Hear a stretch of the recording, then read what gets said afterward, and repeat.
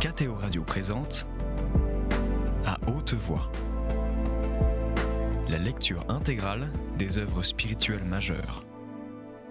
Aujourd'hui, Augustin ou le Maître est là de Joseph Malègue.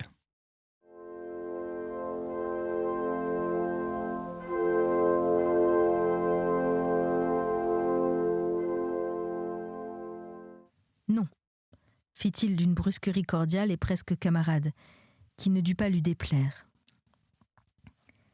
Ses regards n'exprimaient qu'une respectueuse amitié, toute ordinaire, toute franche, une joie tranquille. C'étaient en somme des regards très réussis. Elle lui sourit de nouveau. Ils se quittèrent. Augustin restait immobile, en une sorte de recueillement. Ses paupières semblaient abaissées sur ce qu'il lisait. Agenouillement, prosternement intérieur, les deux sans doute, et des pleurs qu'il fallait cacher. La tasse de café lui fut d'un grand secours. Il la reposa sur la table avec la revue, entre les deux Copenhague. Maintenant il pouvait partir. Il s'en irait en une gratitude infinie. Que toute chose restasse désespérée, il le savait bien, peu importait. Il l'avait vue douce, bonne, pitoyable, ce qu'elle était enfin. Elle l'avait sentie écartée, loin. Son dernier sourire le brûlerait longtemps.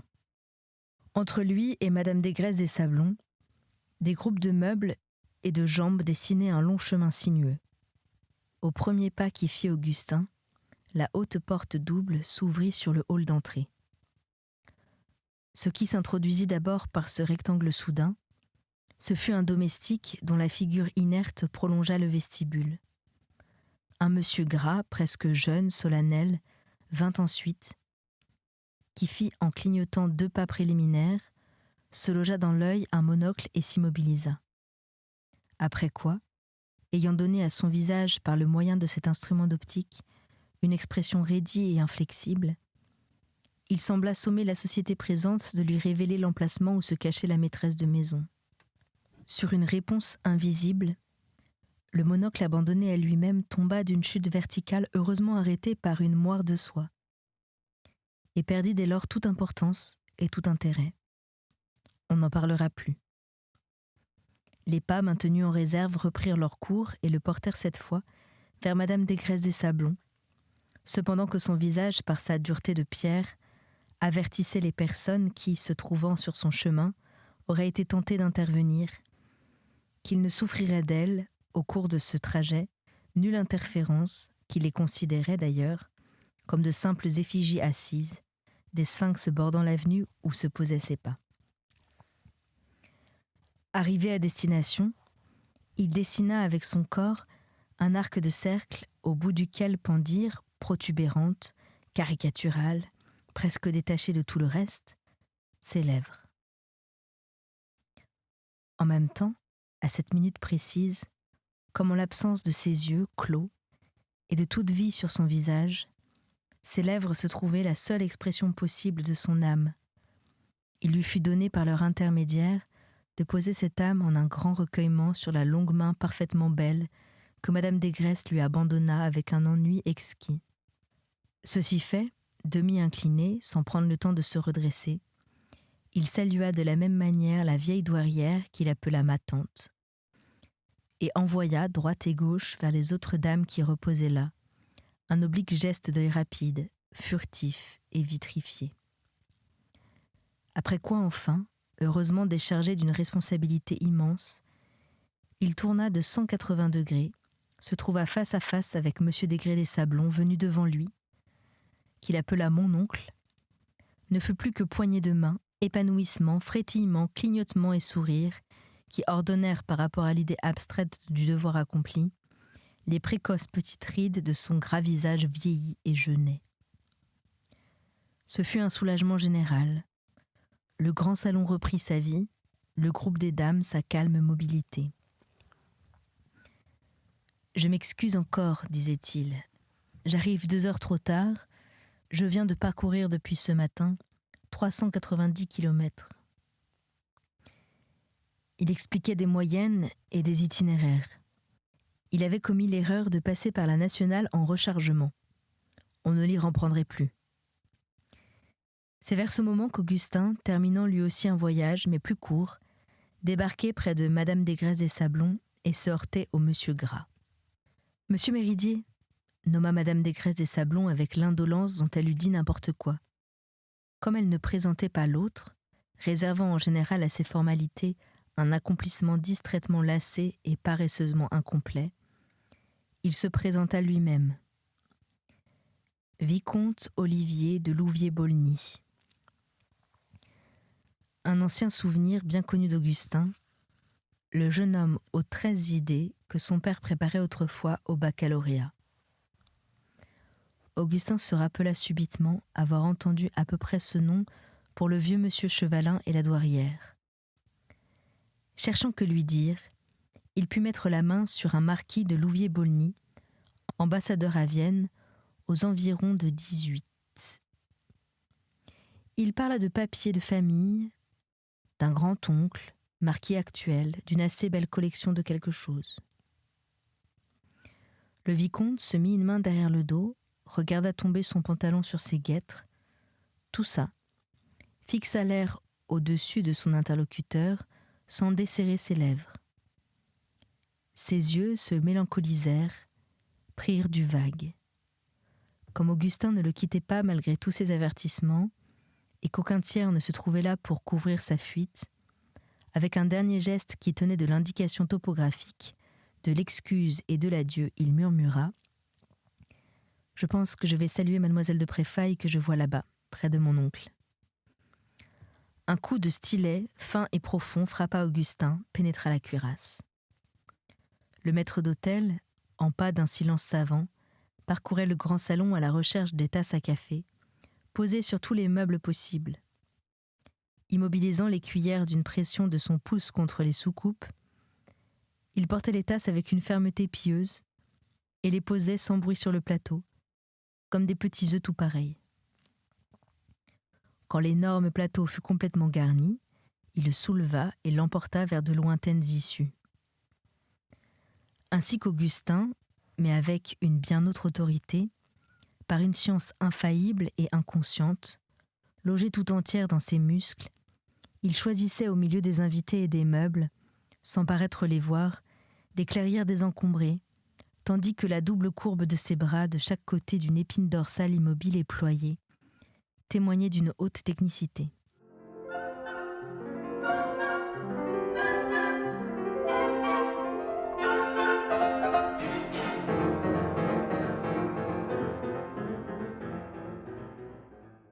C'était le moment où Augustin s'approchait de Madame Desgrais des Sablons et s'inclinait devant elle.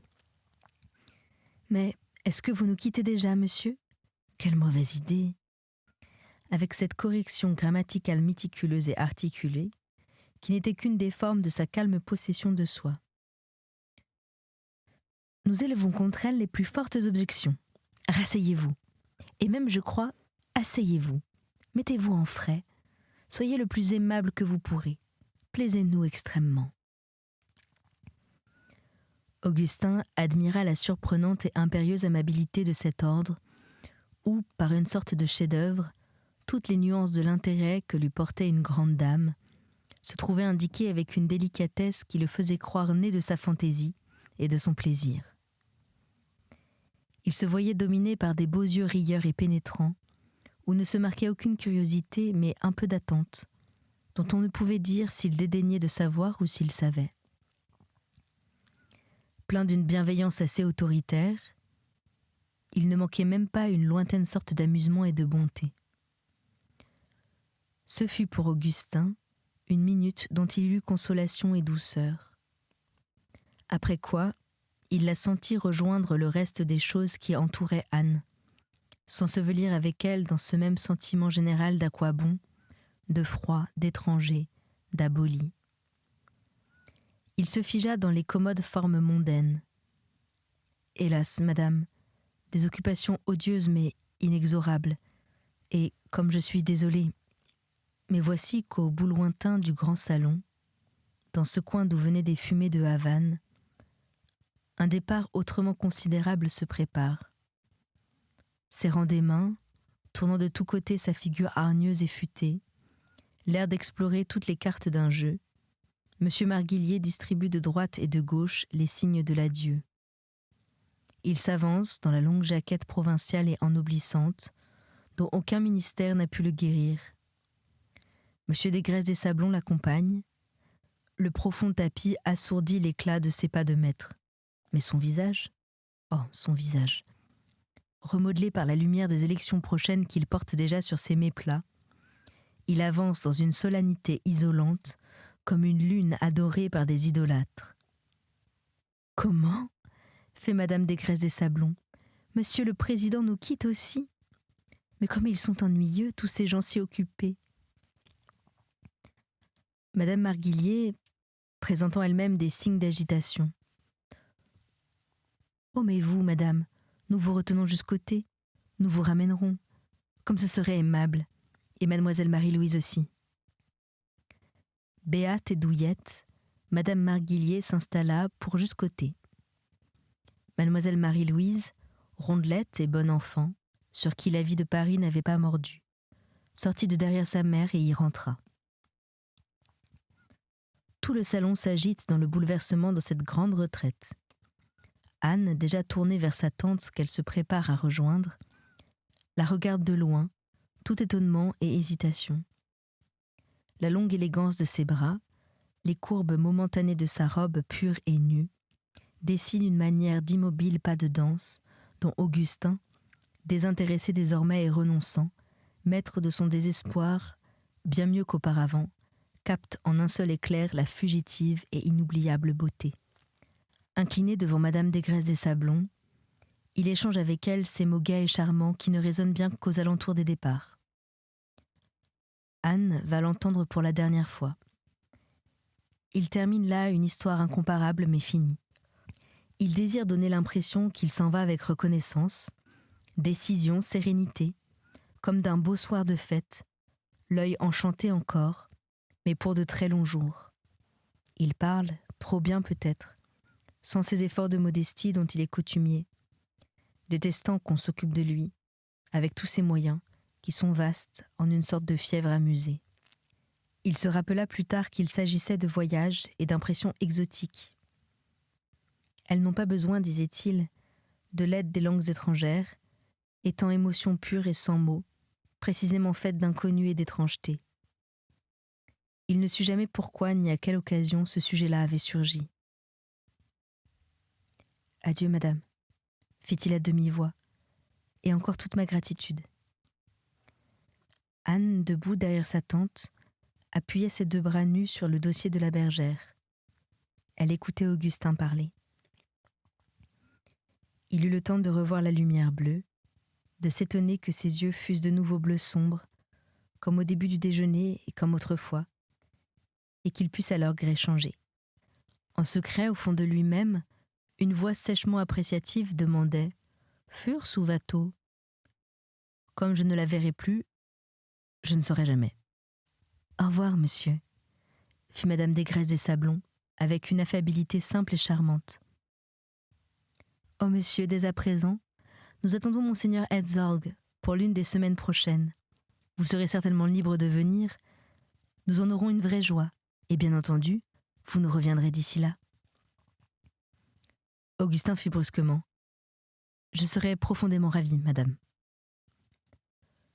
De grands heurts sourds, lourds, mats, providentiellement placés sous la limite de l'audition, bâtirent au fond de son misérable bonheur, trempé de remords, de lassitude, d'épuisement et d'un blanchâtre recommencement d'espérance. Il allait souffrir encore. Il savoura le goût boueux des décisions impuissantes. Mais, ô stupeur, n'est-ce pas la voix de Monsieur le Président qui se ferait un chemin dans la broussaille des phrases de son hôte, au cours d'une conversation finale entre les portes ? Tel un rude bûcheron qui donne 2 coups aux beaux endroits, il répète ces mots, comme toujours lorsqu'il est content. « Augustin Méridier. Tiens, tiens. Mais oui, comment n'ai-je pas reconnu ? Vous êtes le fils de Jacques Méridier, le professeur.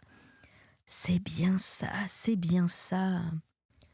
Votre père était un bon ami à moi il y a 40 ans. Mais vous sortez ? Vous sortez. » Comme si la cordialité de M. Marguillier, pareille à l'être d'Aristote, ayant acquis toute la perfection de son principe, sentait que ce principe ne le suffisait plus. Le sénateur frappa brusquement Augustin sur l'épaule. « Tu feras route avec moi. Je tutoyais bien ton père, » fit-il devant l'étonnement réprimé de l'interlocuteur. « Quoi donc ? Quoi donc ? Monsieur Desgraisses des Sablons donne l'ordre d'appeler la voiture de Monsieur le Président. Inutile, bien inutile. Elle est là-bas, au bout du parc. On va la rejoindre à pied. À pied. »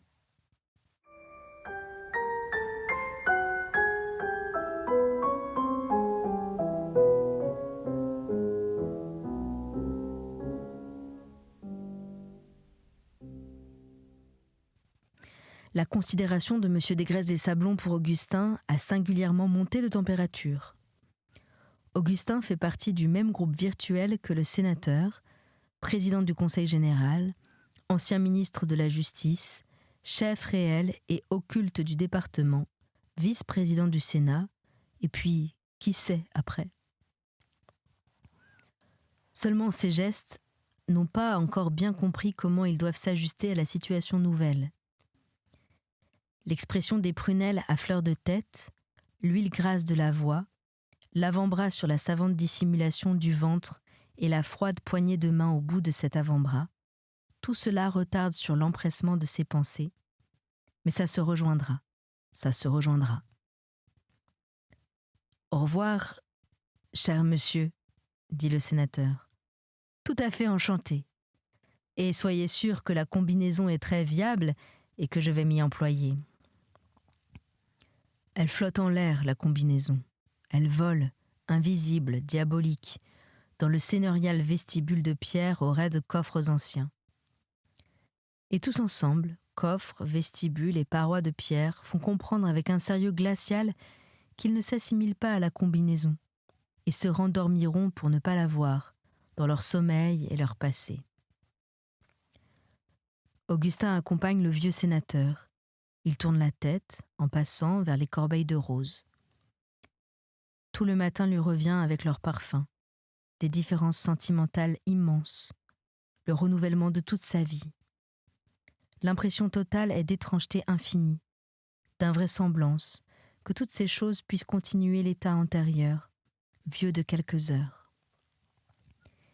Il sent l'impossibilité d'attendre 8 jours, le bonheur d'être autorisé à revenir encore, la souffrance physique de l'absence d'Anne.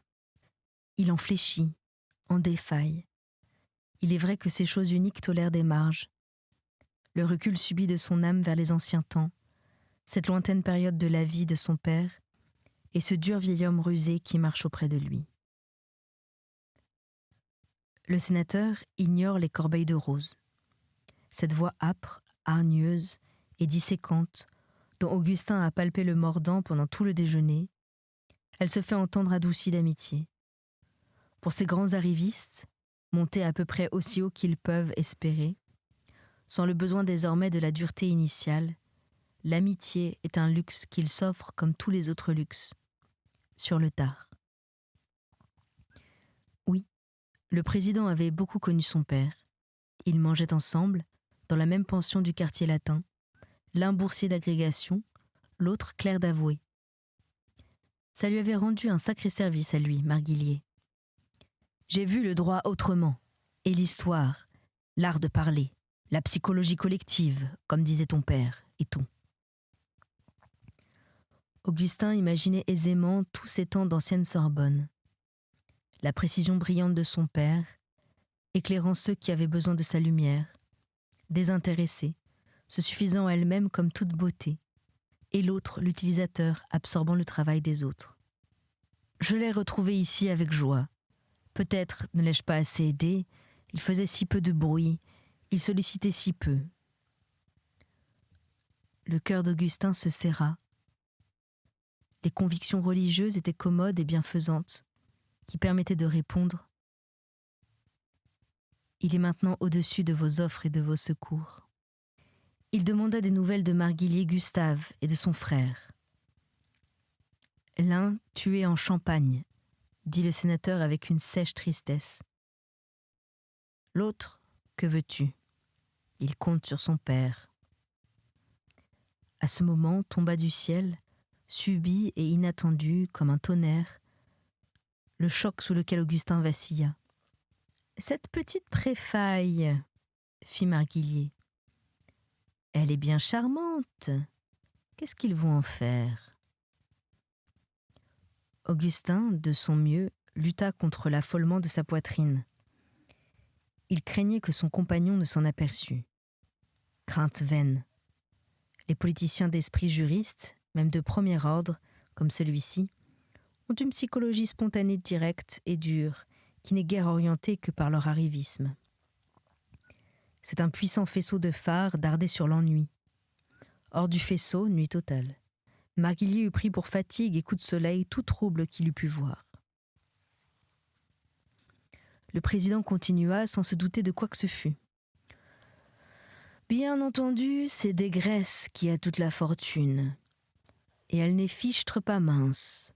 Les préfailles, beau vieux nom en train de s'éteindre. J'aurais vu les derniers feux. Qu'est-ce qu'ils vont faire de cette petite ? On disait sa mère exquise. On dit ça de toutes les filles mortes jeunes. Son père n'avait que sa solde.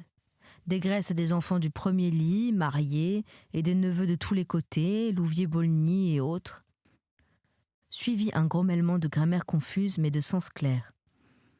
Ni héritière à Césine, ni successeur irrégulier, bon alors quoi ? Dans le terrible bouleversement de son cœur, Augustin voyait poindre une sorte de lueur au fond des impasses de son dur et douloureux amour. Il fallait parler d'elle, d'un ton détaché, quelconque, honorablement froid.